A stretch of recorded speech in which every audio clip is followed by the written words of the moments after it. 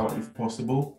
And I was just reading the news yesterday where the Ghanaian President Nana Akufo-Addo had converged the Accra Initiative meeting, which of course was on security. And the purpose of the meeting, which include Côte d'Ivoire, Togo, and other countries, was to address the cascading effects of the al-Shabaab attacks across the Sahel, and how that has sort of flowed into the West African region. So you have these African leaders or West African leaders in Accra being so strong about preemptive measures to make sure the al-Shabaab attack doesn't proliferate into their region. And we already have the situation in Nigeria and Chad and Niger.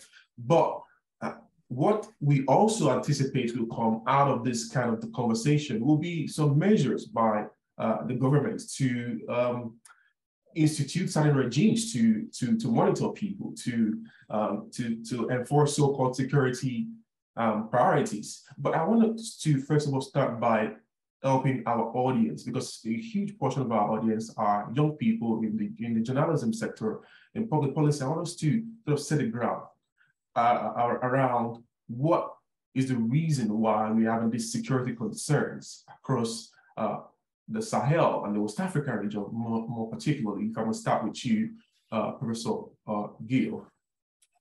Well, let's just take a step back, and obviously we're talking about Africa today, but problems of upheaval and violence and terrorism occur in all parts of the world. And of course, where governments are weak, where people feel underrepresented, where there's a grievance that's born of political and religious divisions, and where there's economic disadvantage, then of course those problems are both more acute and more likely to breed discontent. And so too the challenge posed in responding appropriately becomes all the greater. And I think it's really quite interesting that we're having this sort of discussion today, because of course these are entrenched in history. There's a whole history of these sort of activities globally. And it's not as if the world has really sought to learn that when you have those conditions, the likelihood, maybe even inevitability, that in some cases it will lead to this sort of discontent has been sufficiently learned. But there we go, there we are, there's the challenges ahead of us, and by breaking down and understanding fully what the causes are and what the triggers are, we can begin to eat away, hopefully, and bit by bit seek to solve them. Right. Thank you for that very broad scope. But Zahara, do you want to also help us understand why there has been sporadic insecurity across Africa in the last decade plus? Yeah, I think Martin really pinpointed like the key core of the issues, but just to really have a comprehensive picture of it, you have to also see that this has a lot to do with poverty level. Yeah, so we're dealing with countries that are really underdeveloped in all aspects, both human development or any economic development, which, as he said, really lead to grievances in many cases, but also you have poor governance, right? So many African leaders are very detached from the society. So you have 1% of the population that is really wealthy and they just becoming more and more wealthier. And then you have 99% of the population, or even, 80% in some cases, that are just extreme poor, right? So this disconnect between African leaders, and this is not just in one country, this is across many countries. And most of the people that are really highly affected are the youth, right? Young people are the ones that are not accessing job, for example. Youth unemployment is a huge issue in Africa. And what happens with that is that when people are not accessing job, they go to university after finishing university, graduating, lack of access to job. What happens is like the grievances increases, but also if you look at the education system, this is really poor because it's still connected to the colonial is supposed to serve the colonial masses, or the system is still really affected by the colonial system. So there is also this gap between the labor market and also the education system. So they finish, what happened, there's no job, frustration increases, and the government, they're so disconnected. So what happened is that you see violence, and this is what we're seeing in countries like regions such as the Sahel, which is one of the regions that I really highly cover, like in Mali. You have a youth population that is over 70% of population. So you're most likely to see this kind of trend, you know. And just lastly, with COVID, this has had increased tremendous as well, right? And then now you see the economic crisis in that been fueled by the Ukraine crisis. This has tremendous impact as well. So I will just stop there and then we can continue. Yeah. I think that's right. But many will also argue that before Ukraine, before COVID, that we've had in the past, I mean, ever since the 1960s, African governments abusing power, causing unrest in the countries, because you have people who think the president is, you know, should have gotten out of office or is violating the constitution or and other crazy reasons. And in many cases, as we've seen in Guinea recently, in Sudan, like 2 years ago, in places like Mali, and also in Nigeria in 2020, where people resort to violence, repression, or repeal of the government.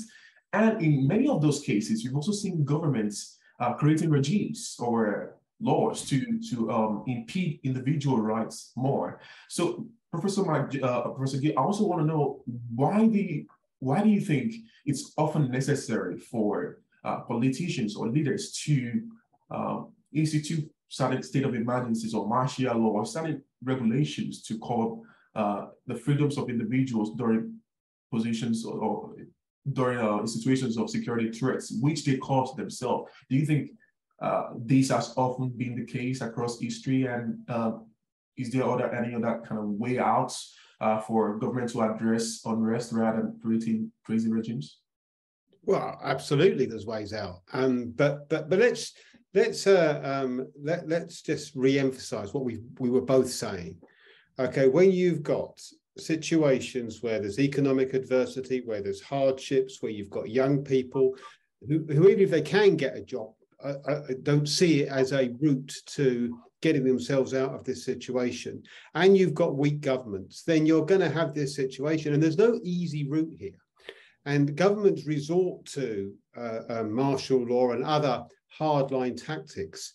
It's a sign of weakness. It's a sign of weakness in all the good bits about good governance, about democratic, about responding to people, about caring, about encouraging aspirations, all the things that we look for in good governance.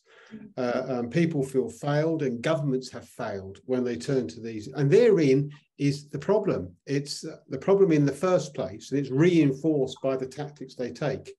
And of course, the logical way in which those in control or those in charge can enhance their authority, enhance their credibility, enhance their longevity, is often by doing the opposite to what they do. But it's panic stations, a desire for power, a desire to control, rather than any real willingness or keenness to solve problems in the interests of people.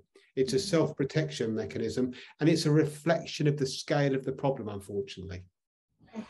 Right. So, Zahara, I wonder if you agree completely with that, because people will often point to cases like Rwanda or Egypt, where you have those two, I mean, LCC and Kagame, often resort to strong hands to keep their states in order. And people point to that, like, if you do not do that, if you do not go strong on the people, they're not going to obey you. You have a chaotic state. So do you think Professor Gill is correct to say, you know, martial law or this kind of hard-handed regimes are signs of weakness? Yeah, I clearly support, like, I agree with what she said. What is very important here to understand is, like, this is not solely in the African context. We have to see in the global context as well. This is a trend that we've been seeing. The decline of democracy, the rise of authoritarian regime is something that we've been seeing not just in Africa, but also across the world, right? And the COVID crisis, what it did was really giving powers to like government to impose even more and take more control of public spaces, or like measurement that they could not access to do before COVID. So now they had perfect example, excuses to like lockdown, for example. In some countries, lockdown happened way beyond the time frames. And the issues with the African governments is that, or the African context is that you had lockdown, but you're not providing for the population. So people need to go out and hustle to make it. So if you put lockdown on, then, and provide, there's no system there that is like I'm based in Norway, and in Norway we have some kind of welfare system, right? And most European countries do have some kind of, whether the degree of the support depends where you are, and US don't have that, which you could see also what happened there. But in many African countries, you don't have that. So people really have to fend for themselves here. And then when this measurement continues, the frustration just increases, right? But on the government, their side, they're seeing this as like, okay, now I can have more control of, like places like social media has been really under attack since COVID, even before COVID. And we saw this in various contexts. You mentioned Guinea. In most of these West African countries where we saw the military coup, what we saw that when youth are out there protesting about this hardship and this insecurity and all these issues that they're facing, what the government does is like they shut down the internet, because this is where, or social media, this is where people can mobilize themselves and stuff. And now also we're seeing, as you mentioned before, like freedom of association is highly under attack. There was a recent survey from Afrobarometer, which is based in Ghana, and we can see that it's like 62% of the populations basically is highlighting that they cannot speak, freely, and this is huge, and this is keep going up basically. So I totally agree that this is a mechanism used by authoritarian regime to have more control, but it's also because the population doesn't have they don't have the mechanism to combat this, so yeah. I found it very interesting the fact that you ground all those points around democracy at the beginning, and I'm very sure you two are probably aware of this, that there have been a lot of questions recently, particularly from young Africans who are into public policy, asking, at least two of our contributors have asked these questions recently, that is liberal democracy the root cause for many of this security challenges that is transmitted into individual suppression of individual rights? For example, people will say that the quest to maintain some form of democracy in Sudan or in Guinea or in Mali, their own versions of democracy, is what is making these regimes create some dehumanizing laws. And people will often point to America and to some extent Britain, saying, those are supposed to be the citadel of democracy, and they themselves are having issues with individual rights, individual freedoms because of security. So, Prof, how do you answer that kind of question, that liberal democracy, the quest to interpret it in Africa as being a contributing factor? Well, it's something of a contradiction that I say to you. On the one breath, that a big part of the problem is democracy. And yet I live in a democracy in the United Kingdom, and there are plenty of problems with that too, but they're nowhere near as bad, I would say. And having a democracy doesn't solve all your problems. It's not some harmonious state, as every democracy in the world would say. Although I have to say, Norway is probably a shining example of one of the better ones. When they look at democratic states, I looked at a list recently, actually. I think Norway was right at the top, or one of the sort of top 2 or 3. But it doesn't solve the problems. I mean, there are plenty of problems in Norway, and there are plenty of problems in the United Kingdom. Because when you give people a choice, you create all sorts of different, and when they've got a right to speak, it doesn't mean to say they're going to be less likely to speak about what they see as injustices.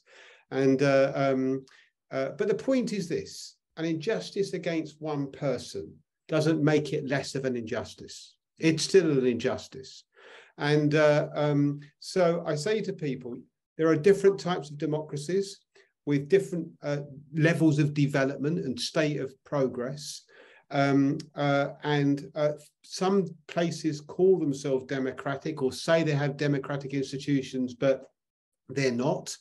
And other places that are definitely democratic countries are not shining examples of there never being a problem. The world's not that simple. So we shouldn't confuse this. But you know something, the fact of the matter is that where you do have democratic states, what you are able to do is much more easily secure the human freedoms and protections of people in their daily lives. And I think the less developed that democracy is, the more difficult, almost impossible that becomes. And so at the very least, I think one of the reasons why we should be applauding those moves towards democracy is that the closer you get, the more likely and the easier it is to protect people's rights to have the freedoms that are necessary to live a good life. Development of democracy. Zahar, I don't know if you are aware of this other angle to the question. People say the so-called proper African democracy, like Ghana, like South Africa, to some extent before 2020 Nigeria, where you've had, periodic elections, functioning parliament, I mean, if you want to call them functioning, and people have said leaders have, they often hide behind the cover of the constitutions of, maintaining law and order to create more laws to prevent people from expressing their right. For example, in Nigeria, the so-called parliament has passed some unbelievable measures to curb what is called blasphemy or religious intolerance that hugely favor the Muslim majority now. So do you then agree that properizing democracy, if I can use that word, is a good way considering these cover-ups that we often see? Or I guess my question is, how do you see democracy properly functioning in Africa? How do we interpret it and adopt it as Africans? Yeah, I think Martin just mentioned a bit about it, but the main thing about democracy is in order for a country to reach the level of what is so-called democracy, it has to achieve some kind of level of development, right? In many African countries, we don't have the level of, people don't have the level of development, economic development, that's one thing, but also you have education. The level of literacy is still illiteracy is still a big problem in Africa, and many contexts is women as well. They're mainly affected, right? So I think in African context, this idea of like democracy is a beautiful idea in itself. It's a utopia that I think any country that achieved the perfect democracy would be like, yes, we achieved this. But in order to achieve this, you have to achieve certain things. And many African countries, we don't have that, unfortunately. So that's why, like, the democracy of many African countries, I still doubt when people are saying this country is consolidated democracy. I still have some kind of questions behind that, right? And also the measurement of democracy is also based on non-African standards, and we cannot compare African countries level of democracy, and many African countries just got the independence very like 60, 70 years ago or something. But then, so we cannot measure that to the UK, for example. The level is a big gap. So I think that's one of the things that when people are saying like, oh, they should have consolidated democracy as this or this, it's really, it's two different contexts, right? We need to see African context within its context. And unfortunately, it's not there. When you mentioned the thing with many African government hiding behind this facade of democracy, this is really true. Many are actually semi-autocratic regime. In the political science, we have this thing called the havent regime, and many of them are actually the countries that experience conflicts and stuff, because they hash partially the democratic, they have some kind of rule and law that make them look democratic, partially the actual authoritarian regimes, right, mixed together, and that increases, based on the conflict study, we can see increase of conflict with these regimes. And you see many countries that are seen as democratic, we see the decline in terms of freedom of expression, right? Many, like in this report by Afrobarometer, 68% of the people say that they cannot freely express themselves when it comes to political parties and stuff like that, elections and stuff like that. So there's some kind of limitation on that. You also see that there's also crack on civil-led organization, mainly youth-led organization, and also women-led organization. You also see like other human rights issues, like LGBT issues, like in Ghana, that was been one of the issues, right? And these are so-called consolidated democracy in Africa. So I think that there's many issues that has not been addressed, that should be addressed before a country can be regarded in the African context as a democratic within the African standard. I think we'll come back to how to identify those standards later, but I want us to answer this question from Brian Twali, which I think also corresponds with one of the questions I have about African standards. And Brian is asking that what is the viability of a benevolent dictator like Paul Kagame? And I mean, many have said you can look to Kagame and, you know, look at the way he has ruled the country and draw some African standards from it. So, Prof, do you think Paul Kagame, a benevolent dictator, could be an answer to how to define standards in Africa, particularly considering that on many measures, Rwanda is top ahead of many so-called democracies in Africa. So how do we deal with that dilemma? Who are you asking? Sorry. Prof, you. Then I okay. Well, the first thing to say is a dictator is a dictator. I mean, let's just be absolutely clear. And a dictator is not democracy. I suppose, look, if you're going to have a dictator, better have a benevolent dictator, but it's not the answer. I mean, and I don't think we should settle for that being the answer or pretend that it's a good route out. It's a bad situation when you have a dictator. It's a bad situation when you don't have democracy. And the aspiration should always be that. And the trouble with dictators is that, of course, they're always self-preservation. They're always looking after their own interests. And while that can sometimes mean that it's in their interest to be seen to be looking after the people, the truth of the matter is they cannot survive in their position if the world moves to a better place when there's a democracy. So I'm afraid I'm not one who's going to lend support that dictatorship is a good idea. Even benevolent dictatorship is a good idea. It's still a dictator. And what we should be trying to do throughout the world is encourage countries and societies to think in terms of democracies and all that it brings with ensuring and enshrining the rights of individuals, particularly the most vulnerable, and giving people aspiration and hope. And I just won't be persuaded that anything to do with being a dictator is in some way okay. It's not. I got a follow-up question on that I want Zahara to answer. But before I ask, I want to iterate that if you have questions, please make sure you drop them in the Q&A box. So Zahara, to a large extent, many people, I'm guessing, will agree with what Prof said.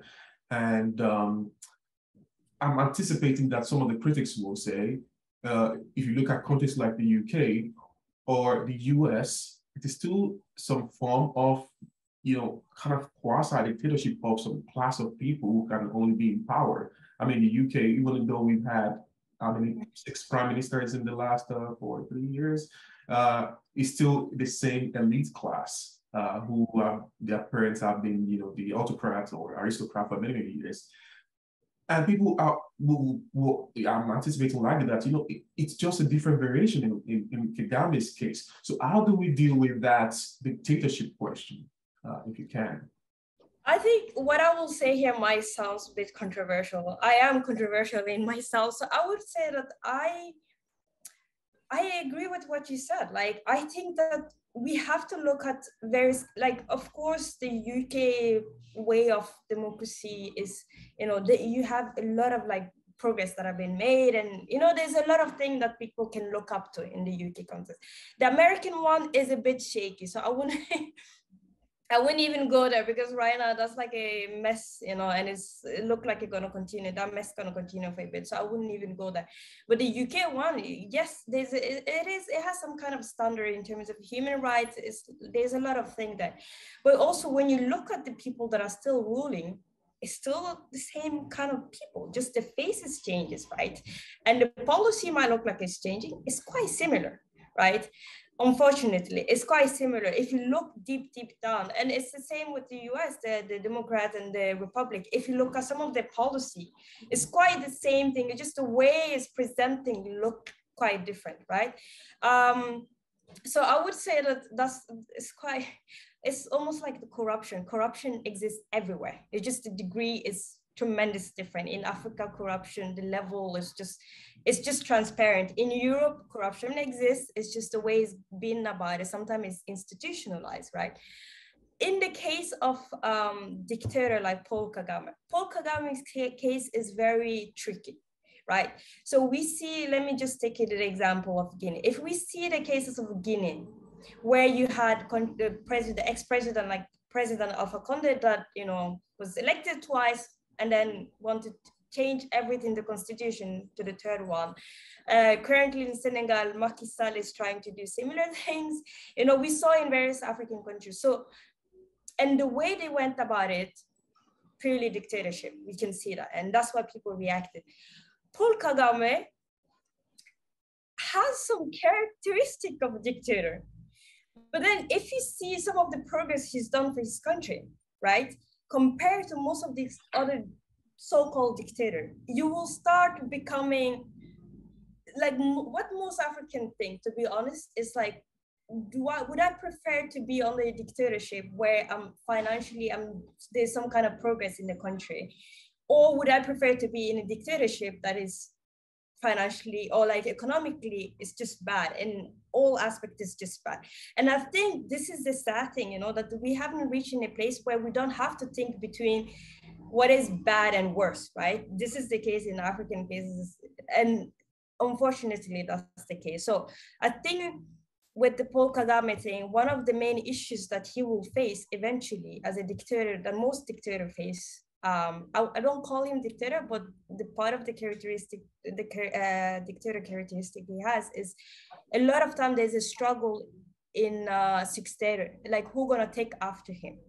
And the thing is, like, you as a leader, you cannot do everything by yourself. And this is one of the issues that misconception of power that most African leaders have, that they think that they themselves have to be in power to do everything. They cannot do everything. And what happened eventually is that this can lead to coup d'etat, as we've seen in many cases. It can lead to other stuff.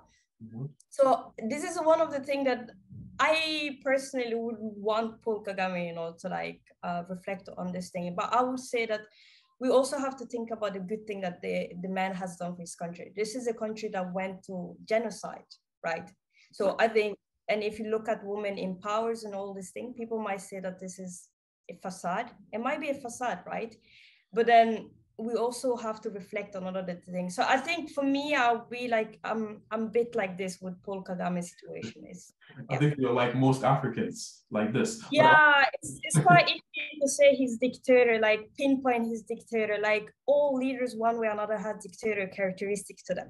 It's just the way they hide them is another level, right? And then one way he's, it's just, the African context is really hard, right? But I don't know anyone in the world would feel much different, really. I mean, look, if you are living in a dictatorship, much better to have a good one than a bad one, right? Obviously, whatever country you're in.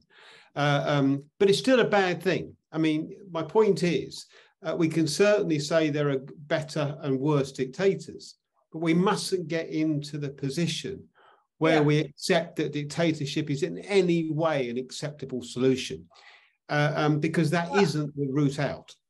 Yeah, but the thing is, like, I don't think that's what most people think. I don't think most people automatically think dictatorship is the way out, right? Maybe if in a Chinese case, you think that's the case. But I think in many African cases, we think no one wants dictatorship, right?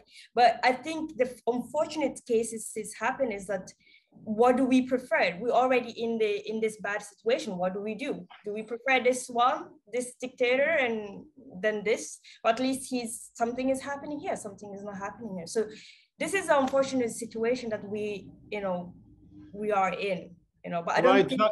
Sorry. Yeah. Sorry. Sorry. You go. Go ahead. I entirely agree with you. The only point I'm emphasizing is that, of course, everyone, I don't think just in Africa, everyone, if you're going to have a dictator, would rather have a good one. But what I want to caution against is that anyone slips into starting to say or believe or accept that dictatorship is a long-term good solution, because dictators get replaced with dictators, and over time you're going to get good and bad, and that is never an acceptable or a desirable outcome. And what we should wish for all the people in the world, wherever they are, is that they have the minimum human rights and the right to aspirations and hopes and to lead a good life. And there are minimum conditions to that, and one of those conditions is not a dictator, good or bad. Well, sorry, Ibrahim, can I just pinpoint one thing? I think I think we both are saying the same thing here, just in a different way, right? But one thing I want to highlight is, like, even in the so-called democracies like the US, these are countries that are highly, like, most of the human abuse is happening in these countries as well, right? And you have a huge population, let's say the African American, that are still underprivileged in so many areas. And this is so-called democracies that countries has to look up to. So for me, I'm a bit like, when it comes to this democracies and good leader by I start really doubting about a lot of things, because countries that are supposed to be representative, they themselves are really, things are not well there. Things are really bad there, and well, true. So, yeah. Sorry, Ibrahim, I think this has been going. But can I just make one point? Because I mean, it's true, right? I mean, there's no doubt. I mean, today, the main news program that was broadcast across the nation was about the poor state of people's homes provided by the state that were causing people to be ill because they were damp and they were in poor conditions. And of course, the politicians were there having to answer. But I don't wish to present this is a case of saying, if you have democracy, it will all be okay. But I would say, if you have democracies, you have a chance to do something about the problem. You have a say, you have aspiration, you have hope. And while it is true to say, in my country too, most of those who are leaders come from a particular class or come from a particular background. Still, it's true in the same breath that anyone can go from the bottom to the top by legitimate means. And it's that sort of aspiration that isn't available to many people in many countries, including Africa. And therein are the seeds of discontent that you spoke about in your very first question and our very first answer. All right. Well, I think we just can't say. Look, I think now I haven't been in any space where people have agreed on polygamy. There's always some back and forth. And I think Jane Bosco Gatabazi, who is part of our audience today, is from Rwanda, and they say that thank you for this conversation, but our president is not a dictator. Ask me and come to our country and look. So I guess, again, a lot of people will disagree. I mean, personally, I just do not think dictatorship in any form is benevolent generally. But I mean, we still have to see the result. The result is really, to some extent, completely Rwanda. However, I think I really want us to move to something else. But maybe a good way to segue will be to look at the the fact that many of the human rights violations in Africa that stems from security concern are often linked to interethnic tensions. For example, in Nigeria, we have the Hausa Fulani dominated north against the south. You know, cases of herdsmen coming into farmlands, eating people's crops, and the southern people fighting back. And because of that, the government has created some regimes that are in fact limiting human freedoms. So, in other words, interethnic unrest is a root cause to insecurity in Africa. So I want us to look at that as well. I mean, you two have vast experience in this space. So how do you think African countries should best address interethnic tensions to avoid them degenerating into security chaos that, as we've seen, often creates new laws that limit human rights? I want to start with you, Zahara, before we move to the Prof. Yeah. I think this is a very, very important topic that we should have started off with, because I think the African context, Africa is one of the most diverse continents, right, on the earth in terms of ethnicity. And this is something that should have been celebrated. Instead, it's been used as a political instrument for politicians to really divide people. One of the main issues with ethnic conflict in many African contexts is when you look deep down, between whether that's Fulanis or whether this is Hausas and stuff like that, it's deep down, it's all stem from economic grievances, right? Poverty, economic grievances, lack of opportunities, right? And also, you don't forget about the climate impact in many of these countries, like the Sahel regions or the Sahel belt. There's a lot of environmental degradation, right? So you have food security is one of the things that was highlighted throughout the Ukraine crisis, right? So we have all these core driving factors. And then on on the superficial level, you can think, oh, this is ethnic. But right, the deep down of all this is people want to survive. And there's a scarcity of natural, like food and different thing, water, whatever. And because of these things, people are fighting in between each other. This is the case in Mali as well. There's the issues with Fulani situation there, between the Fulani and then another ethnic group. And then it's the same also, right now I'm in Senegal, there's also issues there, right? So, but deep down, all these driving factors is economic issues, lack of natural, scarcity of resources, and this leads to other factors of grievances. One of the main way for Africa, which Africa is still struggling with, and our poor leadership is one way of, this is demonstrating through poor leadership is one thing. The second thing is African government or African leader, they haven't like developed a new security approach about how to take ownership of conflict prevention in our own continent. And this is one of the biggest issues with African conflict. You don't take ownership of conflict that is happening internally. You're involving external power or foreign powers. They still have their own interests, right? Whether whether they dare to resolve that or not, that's another thing, right? So that is one of the biggest issues. And right now, it doesn't look like they're going to be less of an issue. And you have an increase of foreign involvement in African conflict resolutions. And that's a big issue.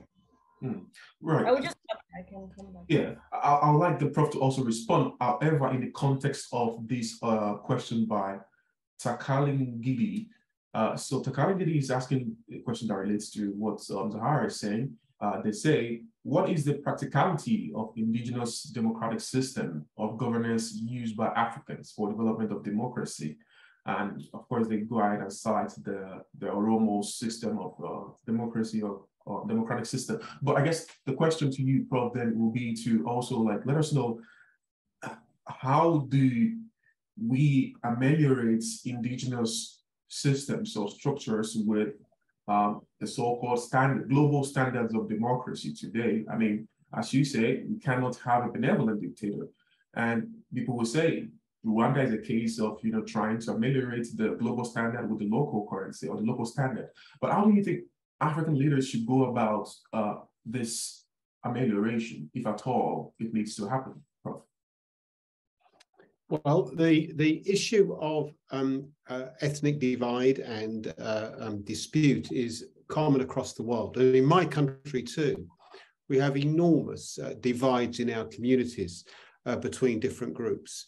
Let me give you one classic that in a part of my country, Northern Ireland, we had years and years and years of two groups, Catholics and Protestants, two religious groups. And one of them, Catholics, carried out, well, they both carried out terrorist activities. And a few years ago, there was a big commitment to sit down and get into dialogue to solve it. And the real issue here was dialogue, constructive, meaningful dialogue. And once it was realized that each party, each side could achieve more by dialogue than they could by violence, we had the opportunity to work towards a solution. And of course, there is a very easy set of words to use and a very, very difficult thing to bring back in practice. But you know what you can do is begin to work towards constructive dialogue. Now, unfortunately, Sahara raised a very good point when she mentioned weak leadership, because it's very difficult to have good dialogue with weak leadership, because ultimately dialogue has to lead to some sort of meaningful outcome. It has to be constructed in a meaningful way, and there has to be a belief that in engaging in dialogue will produce an outcome that actually will be delivered, enforced, or complied with. And all of that depends on good leadership and, quite honestly, a sense of democratic principles. But it doesn't strike me, again, there's a shortcut here. If people aren't listened to, if people don't believe their voice is heard, if there isn't a way of constructively solving disputes, then the root inevitably will be violence. And I'm afraid that unless we get to grips with this all over the world, and in my country too, by the way, democracies, and it's important to emphasize this, I noticed some of the comments. I think what I wouldn't want to say for 1 minute is that just because you have democracy, you solve all your problems. You categorically don't. But when you don't have democracies, you don't have a framework for protecting people, for enshrining rights, and for finding a way forward. And that's important too. So my answer to your very difficult question, how do you solve disputes, is one word, dialogue, second word, leadership. And that oversimplifies it, but it hopefully gives a route that I'm trying to explain. Yeah, Sarah, you're gonna have your response. Yeah, no, I want to just add, because one thing we mentioned is good governance and leadership. The second one is taking control of the conflict resolution, conflict prevention itself. But one thing I really want to emphasize here is also education, right? Education is one of the key challenges in many African countries. Why education in this context? By educating people, one way, like helping them to develop inclusive attitude, right? And that has an impact, people going to school, higher school, women having access to education has proven to have an impact on development as well, not only development, but also political stability. So I think education is very, very important. And you have a human resources in Africa that is not highly being taken advantage of, or that is not effectively being harnessed, to their potential. And this is youth, and this is women. And there needs to be investment in women and youth in terms of education, but also access to employability. This will eventually also contribute to economic development, which will have a tremendous impact on political stability and also like development to consolidation of democracy, or so-called democracy in itself. So I wanted to highlight that. Yeah. Right. I think that's a fascinating contribution. But it seems as though our audience are just not settled with the idea of the benevolent dictator at this point. So now we have Abimbola Emmanuel, a writing fellow at African Liberty, asking, can anything be said in favor of dictators like Kemal Ataturk, who imposed democratic reform on his country?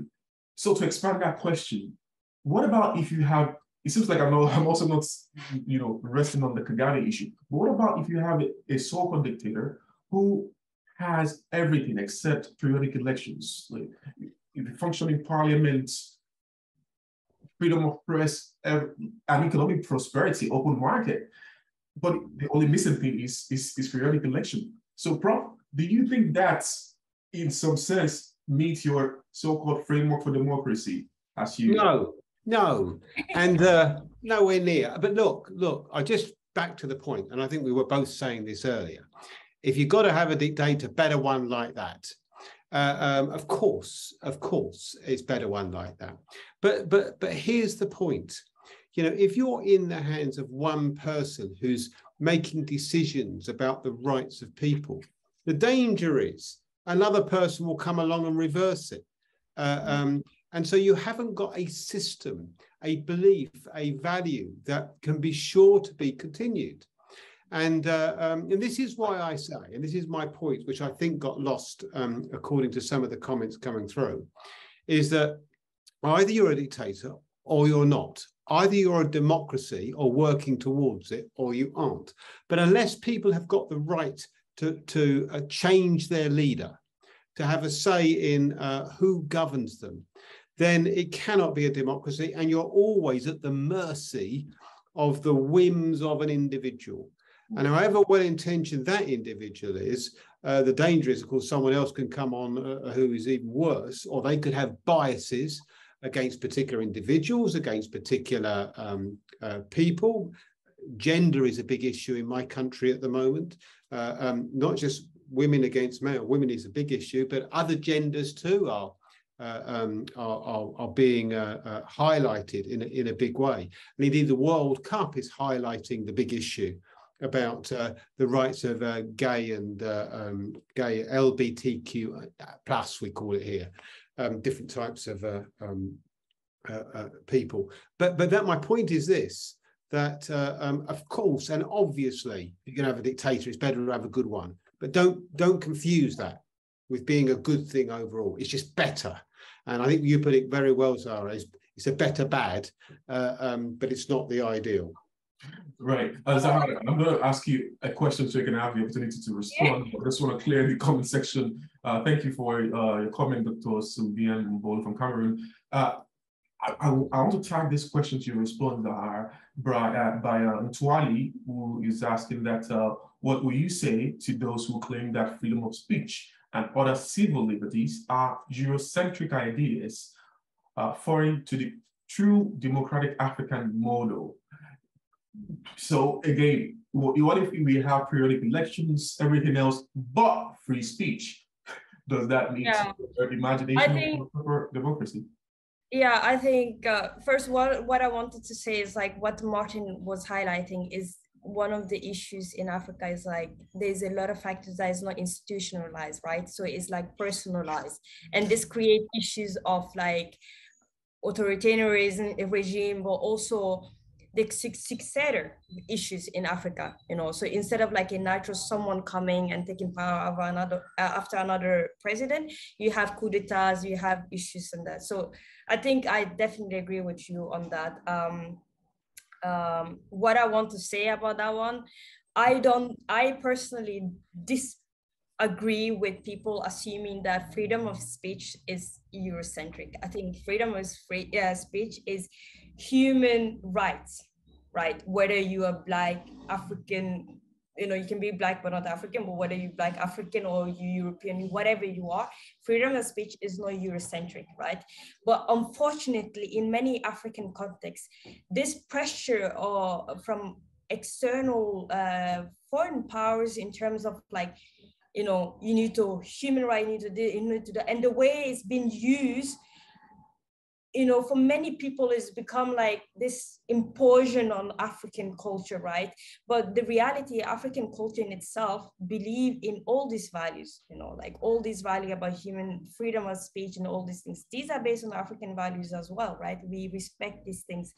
But I think the way some of these like human rights topics has been promoted and often is being used by politicians, as a way to like show that they're part of the European wag. And I don't know how to say it, but the extension of the European powers or whatever has made people very question about this thing. Maybe this is a European values that have been imposed in Africa and stuff, but that's not the case, right? So like I think that everyone should have the right, like whether you're woman or not, should have the right to say what you feel and what you think about any situation.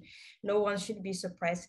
And I don't think that's a European value either, because European value, there's no European value or African value when it comes to human right. Human right is human right. That's my opinion, period. Great. So we're almost out of time, and I have one question each for the two of you. So let's go to Prof, and I'll push this one by Arize Owa for a writing fellow that will come back to you. And Arize says, I'd like to ask what your counsel would be for citizens of constitutional democracies in Africa who are suffering due to policy lapses from what they deem to be ineffective public servants and now being enticed by the idea of having a strong man as a leader. Prof, do you want to respond to that in maybe? Well, it's a weak democracy. You see, this is what happens, and it's really daunting, and the journey's a tough one. Okay, but look, where people live in a true democracy, they have the right to change their leaders, and that is the power of a democracy when done well. But as we were saying earlier, I think both in different ways, but the same point, that there are various grades of democracy and there are developing countries working towards it. There are different models and there are different principles that guide in certain countries how democracy is seen. But Zahra was right when she just said, the principle of good democracy is the same across the world. It's the right for humans to live a life free and supported and have aspirations, have chances to improve. And that is what a good democracy does. So my point is that it isn't acceptable to say, I'm in a democracy, but I can't change things, because that then is not a true democracy. And what we should be fighting for is those rights for everyone, everywhere, to have those.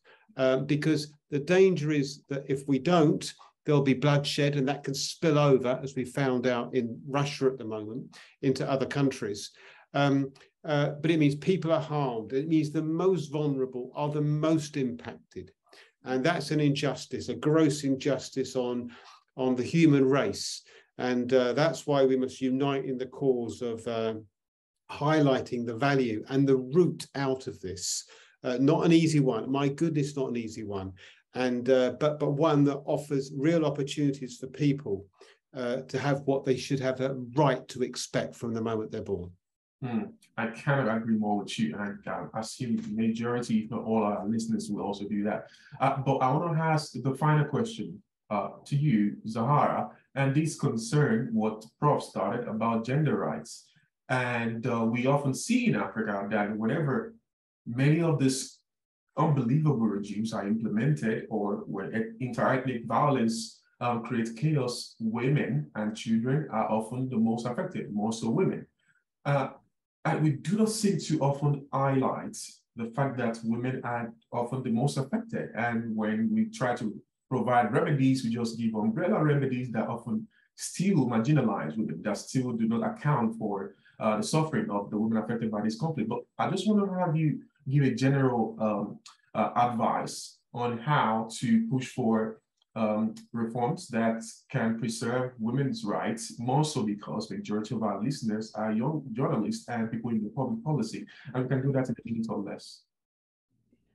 First of all, I want to highlight that one of the main issues in Africa since the colonial time is that we're trying to replicate systems that don't belong to Africa. They don't match with our context, and they don't value our cultural diversity or various factors. So Africa needs to develop solutions for Africa, right? And when I say Africa, this also include democracy, way of democracy, like the core value of democracy in itself would be the same thing. But how to implement that has to be matching with the African context. And this is one of the things of African leaders, they cannot think that beyond that, and that's an issue. In terms of the gender thing, this is a big aspect of it. Gender, especially women, are the most victimized when it comes to insecurity that is happening across Africa right now. They're the most affected by this conflict, whether that's also the climate issues and all this insurgency as well. Women are the most affected. And I think that the politicians, they need to see women not as just a secondary citizen. Women are beyond that. You have more than 50% of the population, or in many African countries, that are women. This is a vast natural resource. In many African countries, women are the one contributing to the economic development. They're mainly working in the informal sector, but this is why most of the African continent economic development lies, is informal sector. And this is driven by women. And unfortunately, there's a lot of especially certain countries, there is a lot of suppression on women in a household or various factors, whether that's education or something, jobs as well.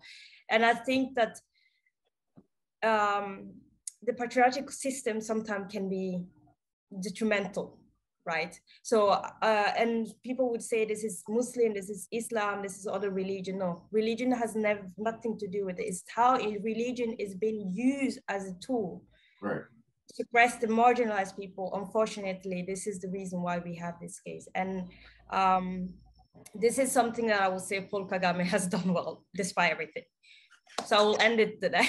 Okay, eventually Can I just say one final thing? Can I say one final thing? In my company,